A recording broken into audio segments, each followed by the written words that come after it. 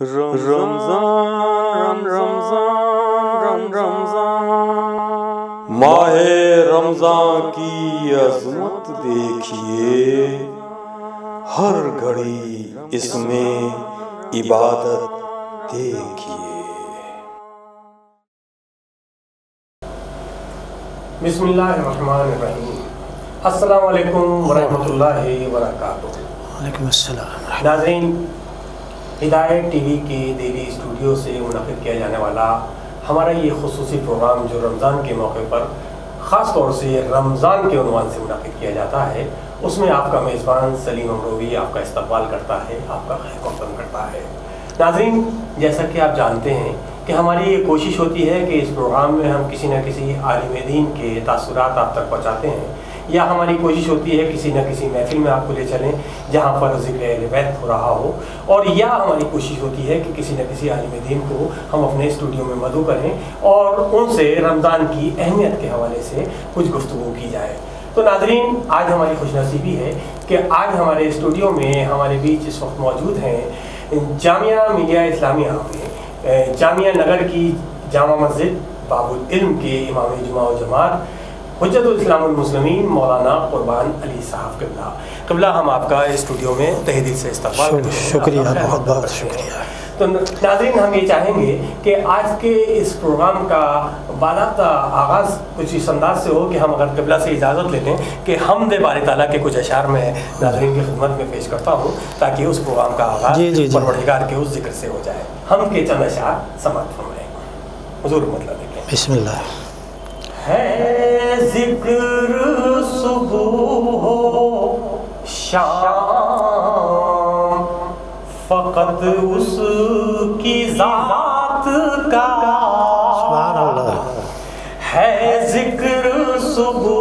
و شام فقط اس کی ذات کا، بے شک ہے ذکر صبح اس کی ذات کا، ہر ذرہ جس کی دین ہے اس کائنات کا، سبحان اللہ، سبحان ہر اللہ۔ ذرہ جس کی دین ہے اس کائنات کا، اور اولاد ہے جس کی نہ کوئی جس کا فدر ہے، سبحان اللہ۔ اولاد ہے جس کی نہ کوئی جس کا فدر ہے،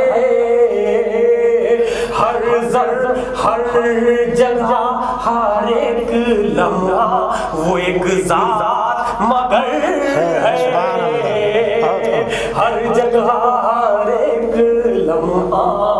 وہ ایک ذات مگر ہے، اور ہر شے میں نظر آتا ہے وہ ایک خدا ہے، ہر شے میں نظر آتا ہے وہ ایک خدا ہے، کون سی شے دوستو جو اس سے جدا ہے کون سی شے دوستو جو اس سے جدا ہے، اور دنیا کی ہر ایک چیز ہے کیا خوب بنائی، بہت اچھا استعمال کیا۔ دنیا کی ہر ایک چیز ہے کیا خوب بنائی، ہر شے میں وہی ذات ہی ہم کو نظر آئی، سبحان اللہ، سبحان اللہ۔ ہر شے میں وہی ذات ہی ہم کو نظر آئی، اور وہ چاہے تو انسان کو عطا کر دے بلندی، بے شک بے شک، سبحان اللہ۔ وہ چاہے تو انسان کو عطا دے بلندی اس نے ہی تو یہ فکر بھی انسان کو عطا کی اس نے ہی تو یہ فکر بھی انسان کو عطا کی اور یہ ساری ترقی بھی فقط اس کے سبب ہے بے شک یہ ساری ترقی بھی فقط اس کے سبب ہے ہاں اس نے ہی چاہا ہے یہ سب کچھ ہوا جب ہے ہاں اس نے ہی چاہا ہے یہ سب کچھ ہوا جب ہے اور جنت کے نا لالچ میں کبھی کرتے ہیں سجدہ مولا کائنات کا قول ہے میں نے اسی رضو کرنے کی کوشش کی ہے جنت کے نا لالچ میں کبھی کرتے ہیں سجدہ وہ لائق سجدہ ہے یوں کرتے ہیں سجدہ وہ لائق سجدہ ہے یوں ہی کرتے ہیں سجدہ اور جب آدمی ہوتا ہے پریشان عجب ہے بہت ہو جب آدمی ہوتا ہے پریشان عجب ہے تب یاد اسے کرتا ہے انسان عجب ہے تب یاد اسے کرتا ہے انسان عجب ہے اور ہر شے میں زمانے کی وہی جلوہ نما ہے ہر شے میں زمانے کی وہی جلوہ نما ہے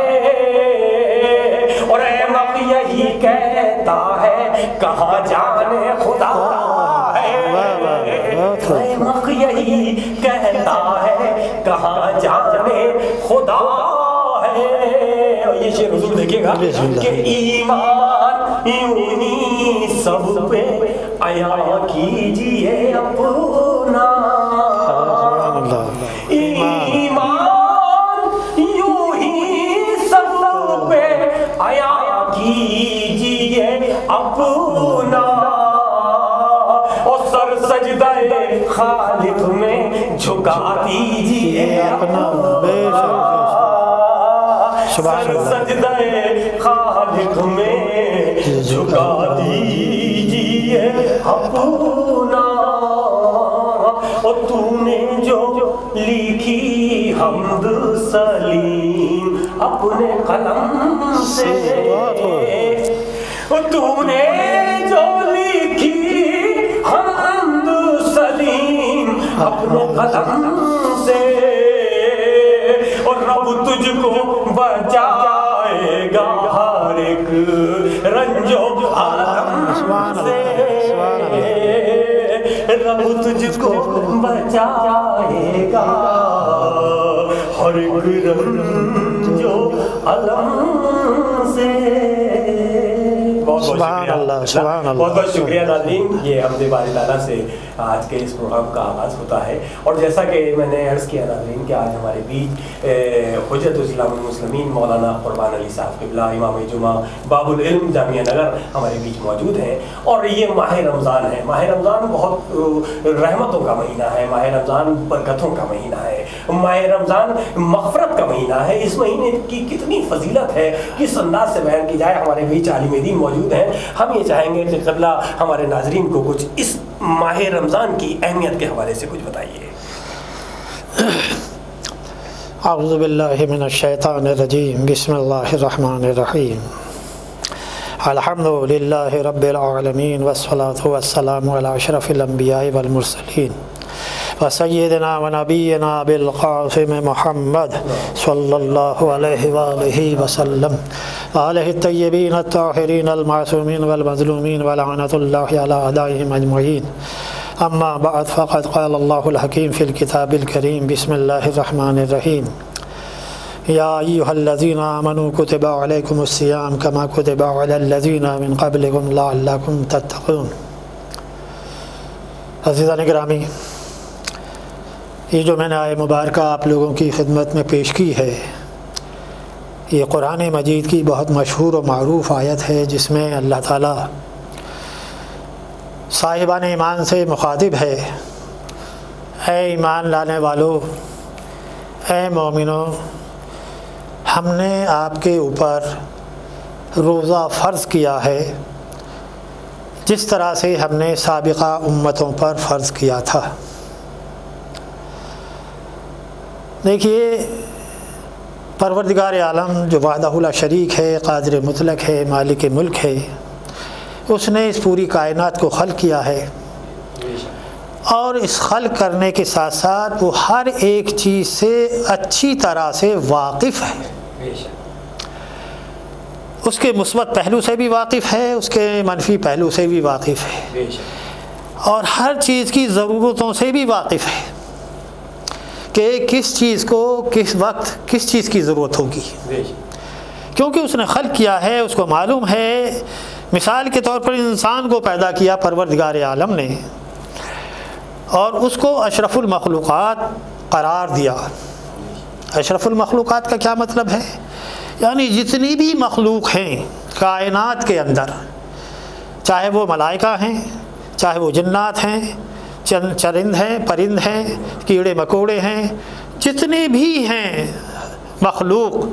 उन सब में परवरदिगार आलम ने इंसान को अशरफ करार दिया है, अफजल करार दिया है, सबसे बेहतर करार दिया है।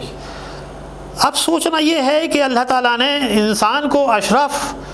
और अफजल क्यों करार दिया है। मैंने अभी आपके सामने अर्ज़ किया कि चूँकि सब पूरी कायनात उसकी तख्लीक़ है और वो हर चीज़ से वाकिफ़ है कि इसके अंदर क्या खूबी है और क्या कमी है, ये कहाँ तक जा सकता है, कहाँ तक नहीं जा सकता, और इसके अंदर क्या खूबी है, क्या ख़राबी है। तो उसी को मद्देनज़र रखकर परवरदिगार आलम ने इंसान को अशरफुल मखलूक़ात करार दिया है। क्यों? इसलिए कि अल्लाह ताला ने इंसान को दो चीज़ों से सरफराज फरमाया है। सबसे पहली बात है अक्ल। देखिए, जितनी भी मखलूक हैं उनको अक्ल तो दी है लेकिन महदूद है। जो अल्लाह ताला ने उन्हें विदियत की है बस उतना ही वो कर सकते हैं, उतना ही बोल सकते हैं, उतना ही कर सकते हैं। मिसाल के तौर पर मकड़ी को ले लीजिए आप, अनकबूत, बेहतरीन वो अपना जाला बुनती है और ऐसे खाने होते हैं कि इंसान के बस की नहीं है, दूसरी मखलूक के बस की नहीं है, लेकिन बस वही वो काम जानती है, इसके अलावा दूसरा काम नहीं कर सकती। उन खानों को वो उनको तब्दील नहीं कर सकती। मान लो चौकोर खाने बनाए हैं तो वो तिकोन नहीं बना सकती, तिकोन बनाए हैं तो चौकोर नहीं बना सकती, किसी सूरत में नहीं बना सकते। तो एक महदूद अक्ल दी है। इसी तरह से और दूसरे जानवर हैं, जन्नात हैं, मलक हैं, तो उनको भी अल्लाह ताला ने लेकिन वही इल्म दिया है कि जो अल्लाह ताला ने उनके लिए ज़रूरी समझा। इंसान को ये दोनों चीज़ें देकर एक अक्ल और एक ज़बान, हमारे चारों तरफ इतनी मखलूक़ात हैं, हम सब वाकिफ़ हैं। चरिंद हैं, परिंद हैं, कीड़े मकोड़े हैं, अगर नाम लिया जाए गाय है, भैंस है, बकरी है, ऊँट है, हाथी है, घोड़े हैं, गधे हैं, दुनिया भर के, बकरी है, दुनिया भर के जानवर हैं। लेकिन क्या वो जिस तरह से हम गुफ्तगू करते हैं उस तरह से वो गुफ्तगू कर सकते हैं? मुमकिन नहीं है। ممکن نہیں ہے۔ تو اللہ تعالیٰ نے ہمیں جو فضیلت بخشی ہے، جو اشرف قرار دیا ہے، کس بنیاد پہ؟ زبان کی بنیاد پر۔ ہم اپنے تجربات، اپنے احساسات، اپنی تمنائیں، اپنی آرزوئیں نسل در نسل دیتے رہتے ہیں تاکہ نسلیں اس سے فائدہ اٹھا سکیں اور اس معاشرے میں، اس دنیا میں، اس اپنی زندگی کو بہتر طریقے سے گزار سکے۔ یہ زبان دی ہے تاکہ وہ اپنے بچوں کو سارے تجربات ان کو منتقل کر دیں، تاکہ وہ آنے والی زندگی میں اس سے فائدہ اٹھا سکیں اور جو آنے والے خطرات ہیں ان سے وہ واقف ہو جائیں اور ان سے محفوظ رہ سکیں۔ یہ زبان دی ہے۔ پھر اسی کے ساتھ ساتھ اللہ تعالیٰ نے عقل دی ہے۔ میں نے ابھی آپ کے سامنے کیا کہ تمام جانور اتنی عقل دی ہے جتنی وہ کر سکتے ہیں، لیکن انسان کو جو اشرف قرار دیا ہے اس نے ایک تو زبان ہو گئی جو میں نے ابھی آپ کے سامنے عرض کیا، دوسرے عقل ہے۔ وہ اپنی عقل کا استعمال کر کے اس دنیا کی جو ترقیاں ہیں، وہ منازل ہیں، ان کو طے کرتا ہے اور عروج تک جاتا ہے۔ جیسے ابھی آپ نے اپنی نعت میں بات کہی ہے، وہی بات ہے کہ عروج تک کیسے پہنچتا ہے۔ اختیار دیا ہے، اس نے عقل دی ہے، اس کو سوچنے سمجھنے کی صلاحیت دی ہے، آگے بڑھنے کی صلاحیت دی ہے کہ اس عقل کا استعمال کر کے وہ آگے بڑھے اور ترقی کی منازل طے کرے۔ اس لیے یہ انسان جو ہے اشرف المخلوقات ہے، اور یہ انسان جو ہے دو باتیں ہیں، تمام مخلوقات کو وہ ذمہ داریاں نہیں سونپی جو انسان کو سونپی ہے۔ عقل ضرور دی ہے لیکن وہ محدود ہے، وہ خود جو ہے وہ تمام راستے اختیار نہیں کر سکتی، تلاش نہیں کر سکتی۔ عقل، اس کو بھی رہنمائی کی ضرورت ہوتی ہے۔ تو اس کی رہنمائی کے لیے پروردگار عالم نے حضرت آدم سے لے کے خاتم تک 1,24,000 انبیاء مبعوث فرمائے تاکہ ان کو صراط مستقیم دکھا سکیں، غلط راستے سے ان کو بچا سکیں، سیدھے راستے پر انہیں چلا سکیں اور وہ ترقی کی منازل طے کر سکیں۔ تو اب یہ جو ہے اللہ تعالیٰ نے انسان کو کیا کیا کرنا ہے، کیسے کیسے کرنا ہے، وہ سارے فرائض انسان کو آگاہ کر دیا۔ مثال کے طور پر وہ وحدہ لا شریک ہے، قادر مطلق ہے، مالک ملک ہے، خالق ہے، اور وہی ہمارا معبود ہے۔ تو اب اس کی عبادت ہم کس طرح سے کریں؟ تو اس نے اپنے نبیوں کے ذریعے سے، اپنے رسولوں کے ذریعے سے انسان کو آگاہ کیا کہ وہ وحدہ لا شریک ہے، وہی ہمارا خالق ہے، وہی ہمارا مالک ہے، وہی ہمارا قادر ہے، تمام نعمتیں اسی نے عطا کی ہیں اور تمام برائیوں سے اس نے محفوظ رکھا ہے، لہذا ہمیں چاہیے کہ ہم اس کی عبادت کریں۔ عبادات میں سب سے پہلے نماز آتی ہے کہ ہم اس کی عبادت کریں، نماز پڑھیں۔ اور نماز کیسے پڑھیں یہ کس نے بتلایا ہمیں؟ ہم از خود نہیں کر سکتے تھے، وہ طریقہ بھی بتا دیا۔ وہ طریقہ اور نماز جو ہے، نماز کا پڑھنا اور اس کا طریقہ، کس طرح سے پڑھیں، کس وقت پڑھیں، کیسے پڑھیں، یہ سب ہمیں انہی کے رسول، اللہ کے رسول حضرت محمد مصطفیٰ صلی اللہ علیہ وآلہ وسلم نے ہم کو یہ ہدایت فرمائی ہے، یہ نصیحت فرمائی ہے کہ دیکھو دن میں 5 وقت نماز پڑھو، صبح کو سورج نکلنے سے پہلے، سورج ڈھلتے وقت اور سورج غروب ہونے سے پہلے، سورج غروب ہونے کے بعد اور آدھی رات سے قبل ہم اس کی عبادت کریں۔ یہ 5 اوقات حضرت محمد مصطفیٰ صلی اللہ علیہ وآلہ وسلم نے ہم کو یہ ہدایت فرمائی کہ ان 5 اوقات میں ہم کو اس کی عبادت کرنا چاہیے، اور کتنی کرنا چاہیے یہ بھی ہم کو بتا دیا۔ اللہ تعالیٰ نے حکم دیا ان الصلاۃ کانت علی المؤمنین کتابا موقوتا، ہم نے مومنین پر نماز فرض کی ہے۔ اب یہ نماز ہے کیا، کس طرح سے پڑھیں، کس وقت پڑھیں، یہ سب کو ہمیں کس نے بتلایا؟ اللہ کے رسول حضرت محمد مصطفیٰ صلی اللہ علیہ وآلہ وسلم نے ہمیں بتلایا کہ دیکھو نماز اس طرح سے پڑھو، پہلے اذان کہو، پھر اقامت کہو، پھر تکبیر کہو، پھر قیام پڑھو، پھر رکوع کرو، پھر سجدے کرو، پھر تشہد پڑھو، پھر سلام پڑھو، نماز پڑھو۔ ہمارے اللہ کے رسول نہیں، اللہ ہی کے رسول نے ہم کو یہ ہدایت فرمایا ہے کہ دیکھو اس طرح سے نماز پڑھو، اور کیا پڑھو نماز میں یہ بھی ہم کو بتا دیا کہ پہلی رکعت میں الحمد اور دوسرا سورہ، رکوع میں یہ ذکر پڑھو، سجدوں میں یہ ذکر پڑھو، تشہد یہ پڑھو، سلام یہ پڑھو۔ اور ایک بات اور عرض کرتا چلوں کہ اس دنیا کے اندر 72-73 فرقوں کے علاوہ 1,00,000 فرقے بھی بن جائیں، 1 کروڑ فرقے بھی بن جائیں، نماز کی ترکیب میں کوئی فرق نہیں آ سکتا۔ نماز کے اذکار میں کوئی فرق نہیں آ سکتا۔ جو ہمارے رسول حضرت محمد مصطفیٰ صلی اللہ علیہ وآلہ وسلم نے فرمایا ہے وہ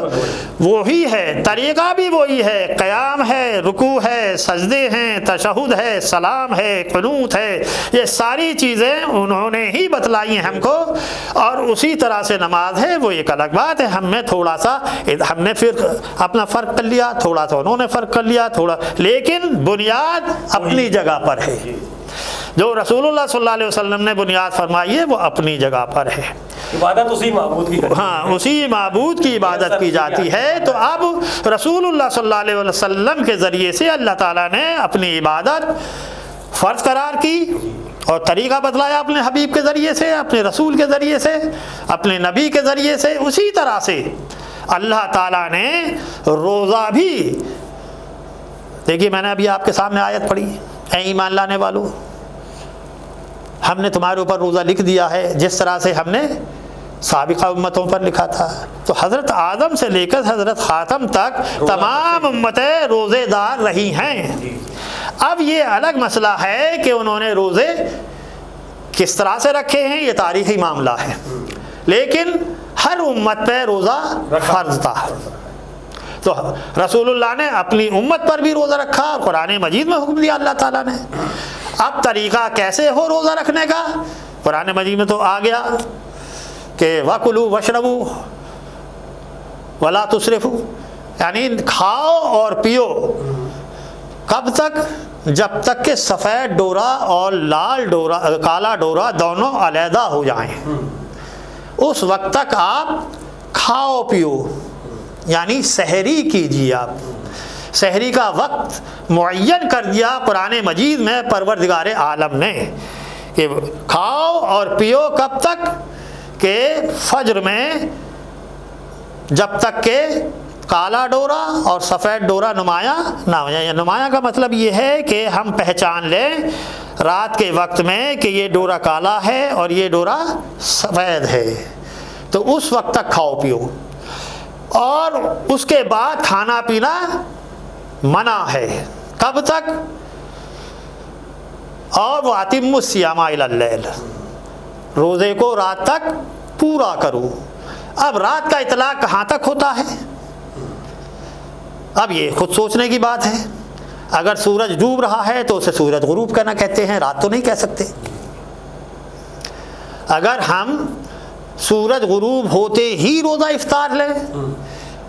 تو وہ تو لیل نہیں ہوئی، لیل نہیں ہوئی، وہ تو کافی اجالا ہوتا ہے اس وقت، وہ تو لیل نہیں ہوئی،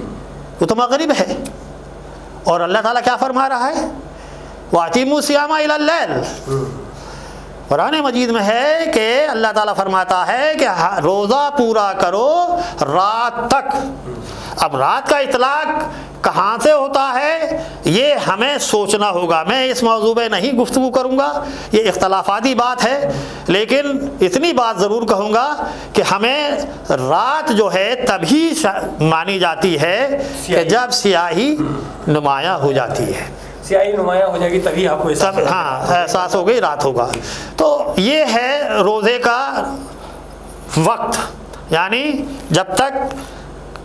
جب سے روزہ شروع ہوتا ہے اور جب تک رات ہوتا ہے، اس پورے وقت میں ہمیں روزے سے رہنا ہے۔ اور روزے کا مطلب ہرگز یہ نہیں ہے کہ ہم خالی کھائیں نہیں پیے نہیں، خالی بھوکے مرنے کا بھی روزہ نہیں ہے، خالی پیاسا رہنے کا نام روزہ نہیں ہے، بلکہ روزے کا مطلب یہ ہے کہ ہمارا جو جسم ہے، ہماری جو روح ہے، یہ دونوں کے دونوں پاک و پاکیزہ رہیں اور باز رہیں۔ روح بھی باز رہے اور جسم بھی باز رہے، یعنی جتنی بھی چیزیں ہیں ہم سے تعلق رکھتی ہیں،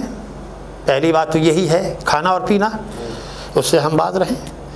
دوسرے یہ ہے کہ ہم اپنی زبان کا صحیح استعمال کریں، ویسے ہی اللہ تعالیٰ نے اپنے نبی کے ذریعے سے فرمایا ہے کہ سچ بولو، جھوٹ مت بولو، لہذا روزے میں جھوٹ بول ہی نہیں سکتے، غیبت نہ کریں، غیبت نہ کریں، مطلب جھوٹ نہیں بولیں، غیبت نہیں کریں، اور یہ جو آنکھیں ہیں غلط مناظر نہ دیکھیں، یہ جو کان ہیں ہمارے غلط بات نہ سنیں، یعنی غیبت، یعنی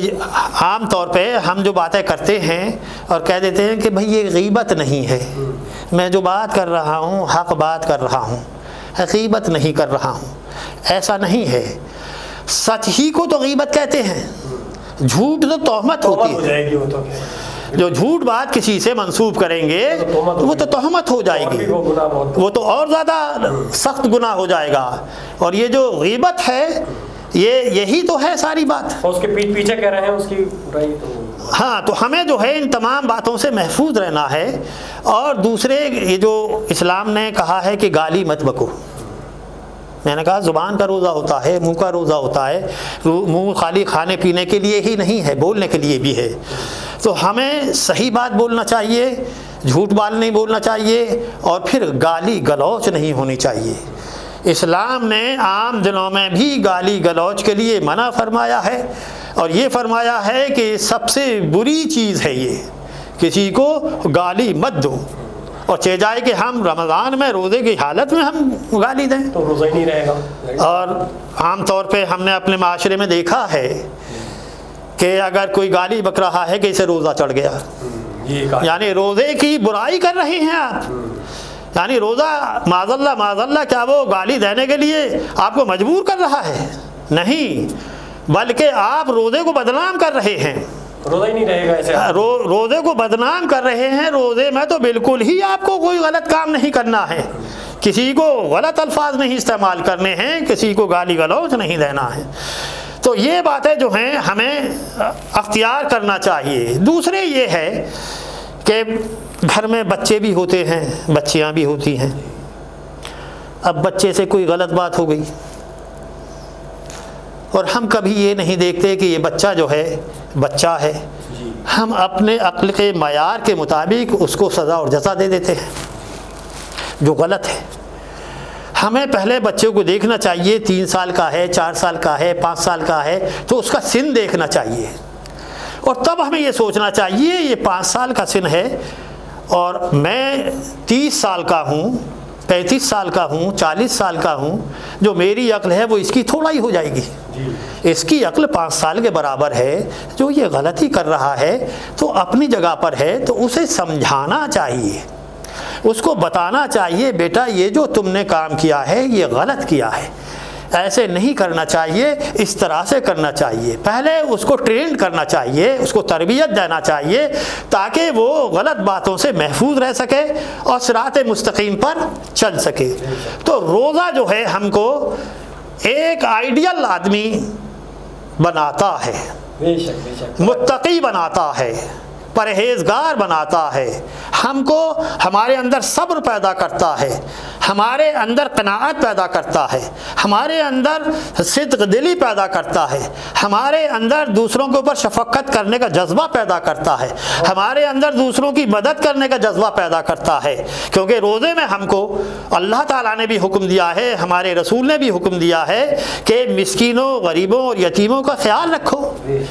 جو بیچارے مسکین ہیں، یتیم ہیں، غریب ہیں، بیوائیں ہیں، تو ان کی مدد کرو تاکہ وہ بھوکے نہ رہیں۔ تو یہ روزہ جو ہے ہماری مکمل تربیت کرتا ہے کہ ہم جو ہیں، ہمارے پاس جو اللہ تعالیٰ نے ہمیں دولت دی ہے، ہمیں جو سرمایہ دیا ہے، ہمیں جو یہ دیا ہے، تو ہم اس کو ان لوگوں تک پہنچائیں۔ جب ہم روزہ رکھتے ہیں تو ہمیں بھوک پیاس لگتی ہے، تو ہمیں احساس ہوتا ہے کہ غریب لوگ کس طرح سے زندگی گزارتے ہوں گے، کس طرح سے وہ بھوکے رہتے ہوں گے،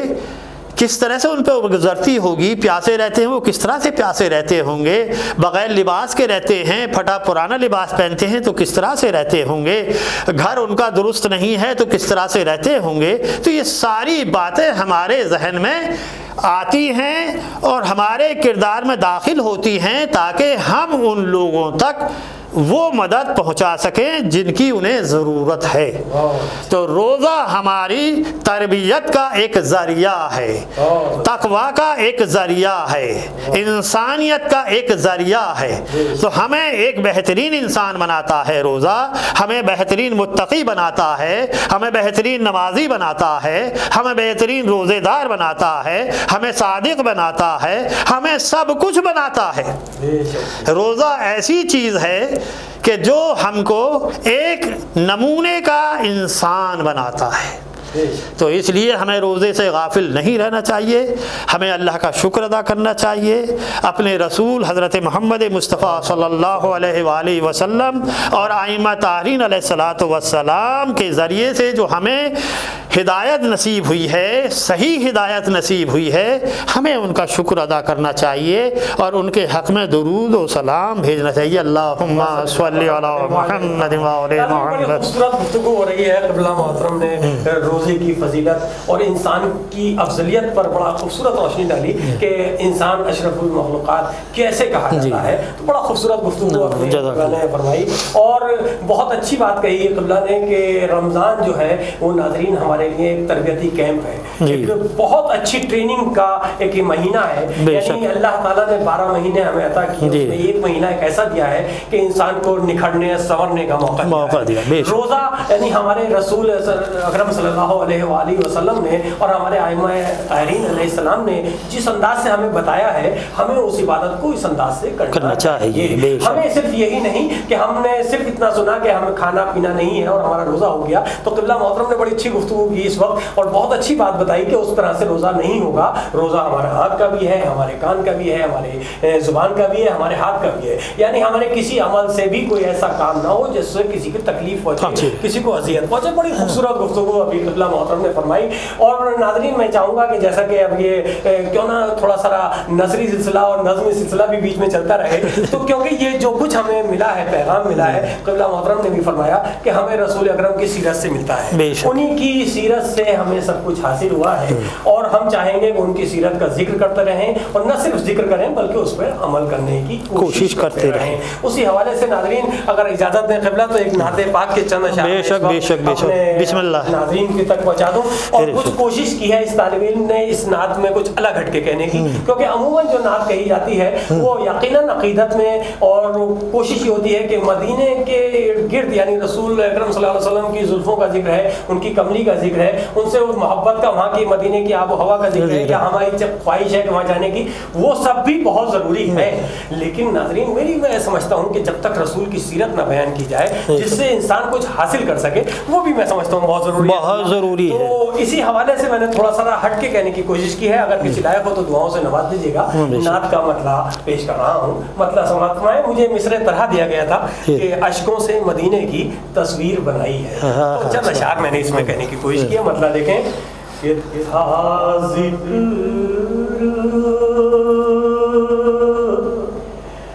محمد کا اور آنکھ بھر آئی ہے،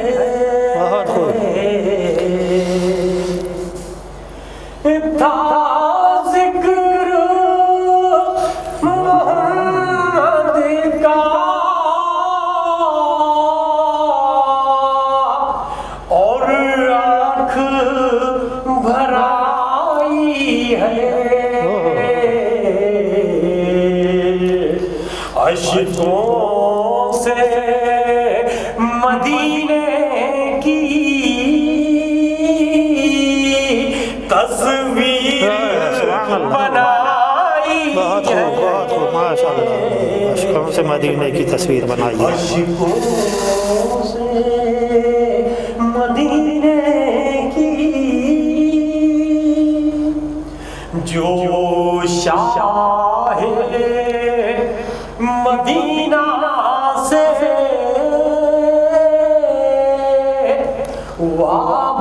بستا نظر آیا، بہت خوب، جو شاہ مدینہ سے وابستہ نظر آیا، اس بندے خاکی کی خالق سے رسائی ہے، سبحان اللہ، سبحان اللہ، سبحان اللہ، اس بندے خاکی کی دیکھیں تو محمد کی اس سادہ مزاجی کو، دیکھیں ایک پیغام ہے، دیکھیں تو محمد کی اس سادہ مزاجی کو، بس ایک مسلح ہے، بس ایک چٹائی ہے، سبحان اللہ، بہت خوب، بس ایک مسلح ہے، بس ایک چٹائی ہے۔ موضوع یہ شعر دیکھیں، خاص طور سے اچھا ذکر کیا کہ ہمارے یہاں یعنی 72 فرقے جیسے کہ کہا گیا ہے کہ، لیکن سب کا ماننا یہی ہے کہ اللہ کے آخری نبی محمد مصطفیٰ، بے شک بے شک، شعر دیکھیے گا کہ جب چاہنے والے ہیں ہم لوگ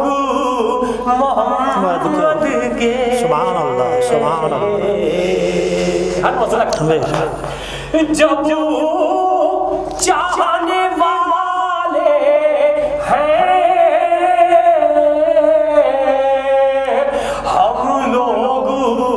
محمد کے، پھر کیسی قدورت ہے، پھر کیسی لڑائی ہے، بہت خوب، بہت خوب، کیسی قدورت ہے، پھر کیسی لڑائی ہے، کیسی قدورت ہے، پھر کیسی لڑائی ہے، پیغام رسالت ہے، ہم درد بنو سب کے، سبحان اللہ، بہت خوب، ماشاء اللہ، پیغام رسالت ہے، ہم درد بنو سب کے، اس میں ہی ترقی ہے، بہت خوب، اس میں ہی بھلائی بہت خوب، بہت خوب، بہت خوب، اس میں ہی ترقی ہے، اس میں ہی بھلائی ہے، بے شک بے شک بے شک، اور یہ شعر حضور دیکھیے گا جو عالمی پس منظر میں اس شعر کو کہ جو یہ دہشت گرد گروپ ہے، القاعدہ ہوئے یا داعش ہوئے، ان کے پیغام ہے کہ کیوں راہ تشدد پر جانے کو آمادہ، راہ تشدد، کیوں راہ تشدد پر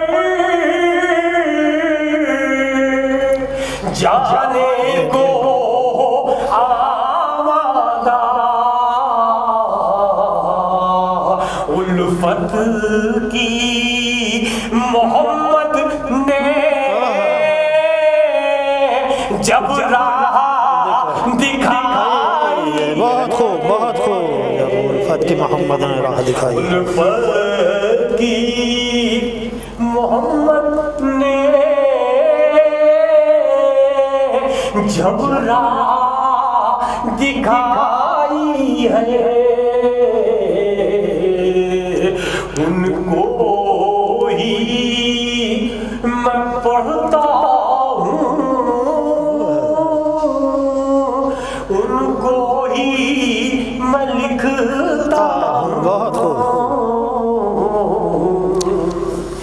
ان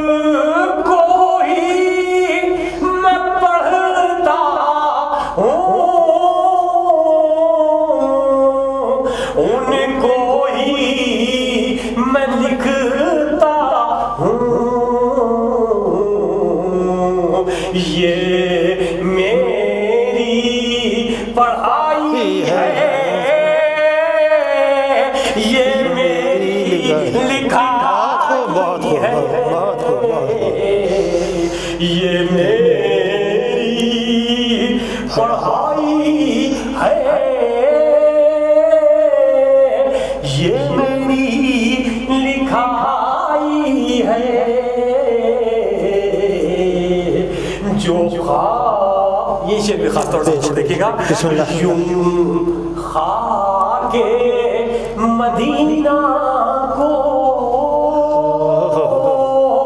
آنکھوں میں لگاتے ہیں، یوں خاک مدینہ کو آنکھوں میں، خاک مدینہ کو آنکھوں میں لگاتے ہیں، یہ خاک کف مولا آنکھوں کی دوائی ہے، سبحان اللہ سبحان اللہ، بہت خوب، یہ خاک کف مولا آنکھوں کی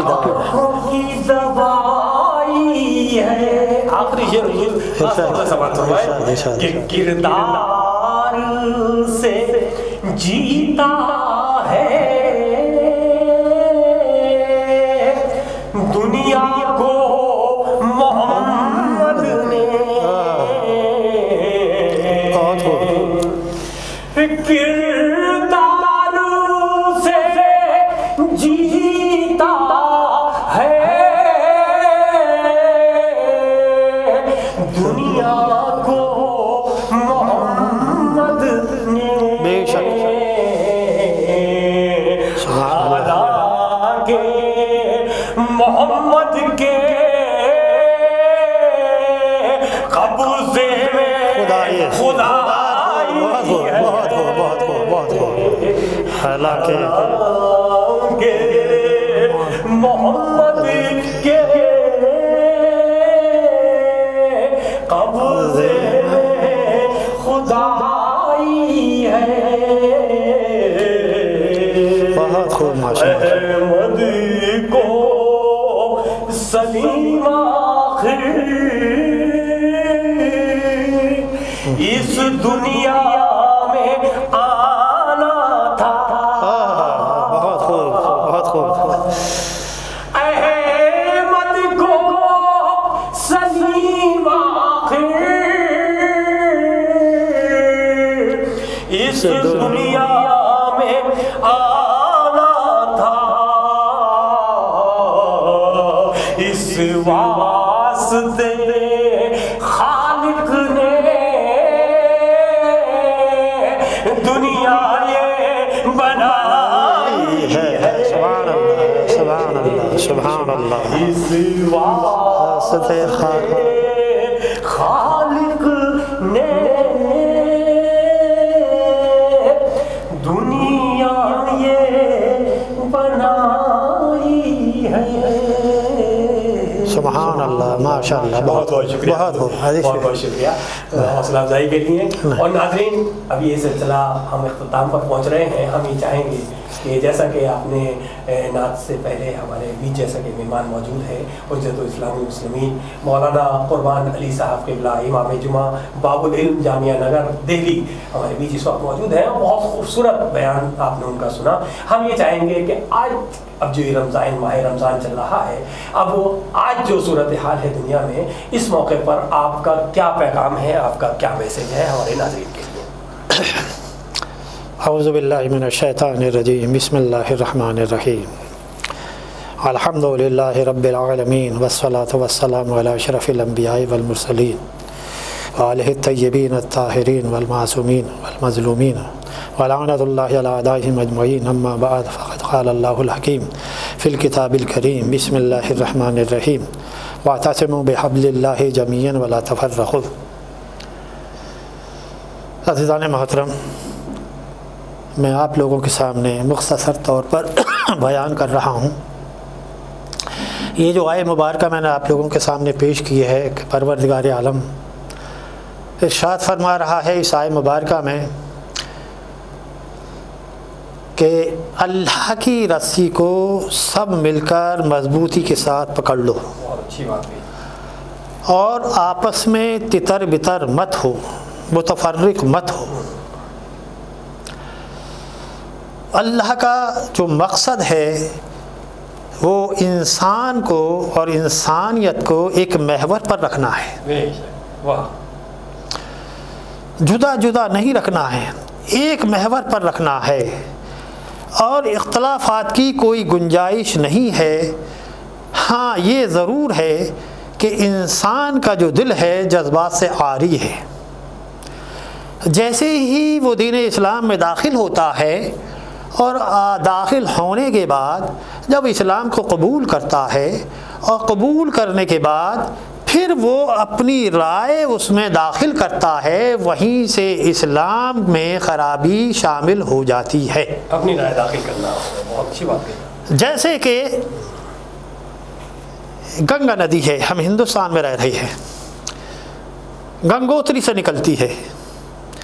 جب وہ گنگا وہاں سے نکلتی ہے بالکل صاف ستھری اور شفاف اور پاک و پاکیزہ ہوتی ہے۔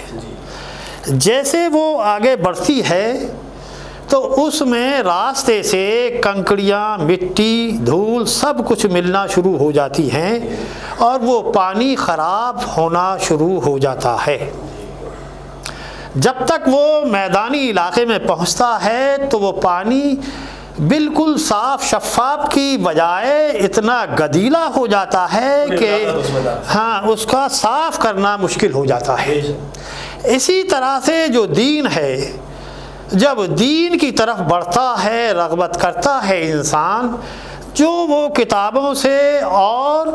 جو نیک بندوں سے حاصل کرتا ہے، جب اس میں پھر وہ اپنی رائے داخل کرنا شروع کر دیتا ہے، ہماری رائے کجروی ہوتی ہے،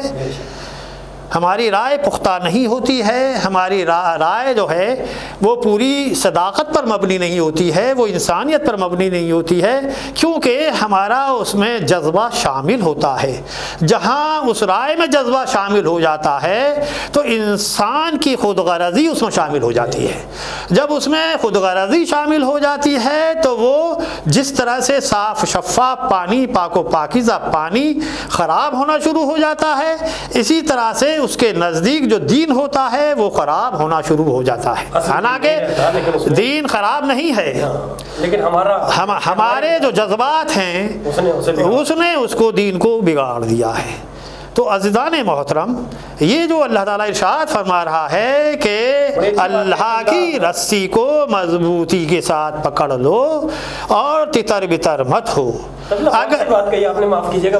مجھے یاد ہے اسلام تو یہ کہہ رہا ہے کہ کسی دوسرے انسان کو تکلیف نہ پہنچائے۔ میں ابھی وہی آ رہا ہوں، ہاں وہ میں وہی آ رہا ہوں، اور آج کا سماج میں میں وہی آ رہا ہوں، اسی انسانیت پہ آ رہا ہوں کہ اللہ تعالیٰ نے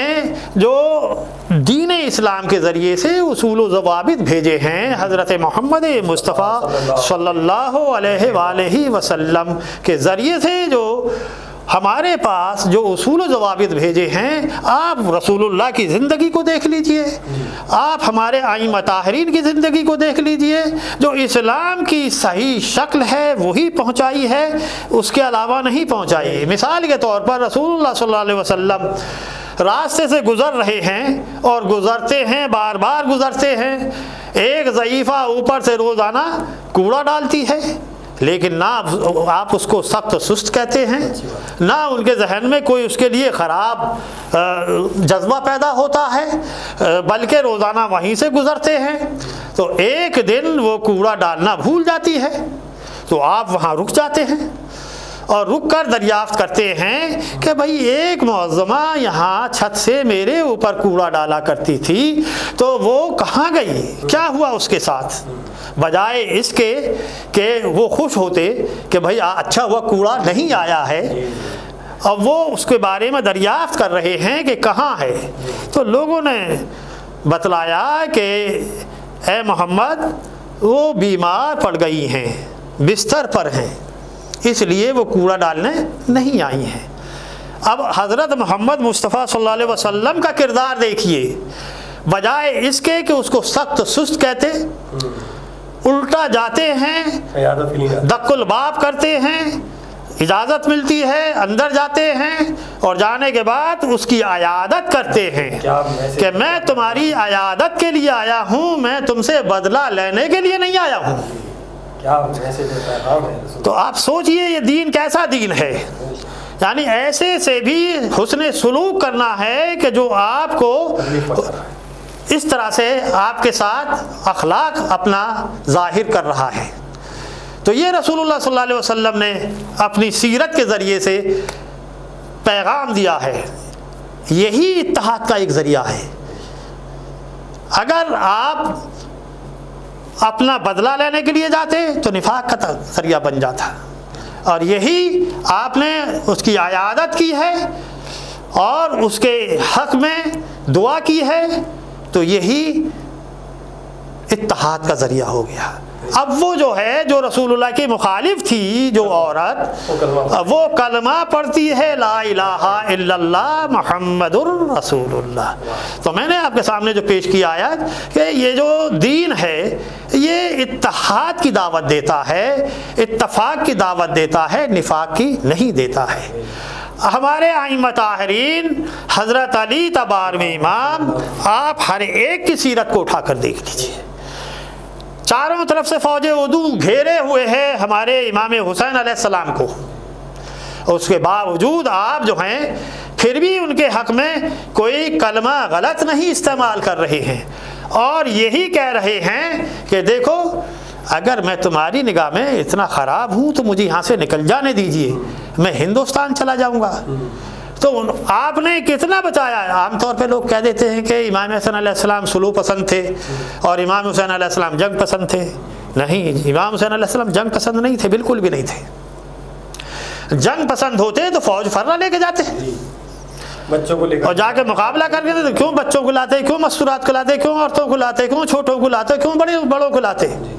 ایسا نہیں کرتے، بلکہ وہ